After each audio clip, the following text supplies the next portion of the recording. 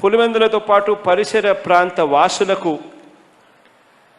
చేపలు రొయ్యలు, ఇది నిజంగా పులివెందుల్లో నేనే పొద్దు అనుకోలేదు.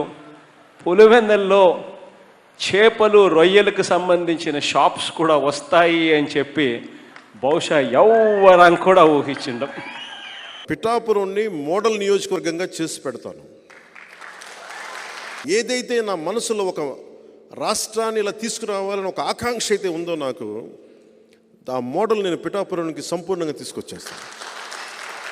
జాబ్ మేళా, జాబ్ క్యాలెండర్స్ ఒకసారి ప్రభుత్వాలు కూడా అవసరం లేదు. నేను కూర్చోబెట్టి నా ఇష్టమైన నా అభిమానులు, నా పారిశ్రామిక సన్నిహితుల్లో చాలామంది ఉన్నారు.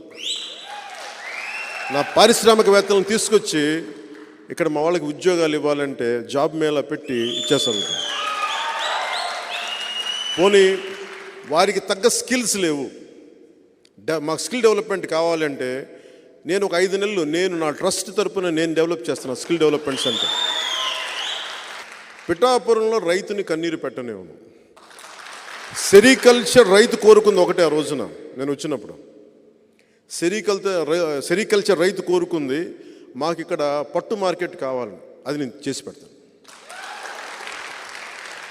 ప్రత్యేకించి దృష్టి పెడతాను. ఉప్పాడ చీరలు కానీ, ఉప్పాడ చీరకి ఏదైతే ప్రపంచ ప్రసిద్ధి ఉందో దానికి ప్రత్యేకమైన మార్కెటింగ్ సదుపాయాలను తీసుకొస్తారు.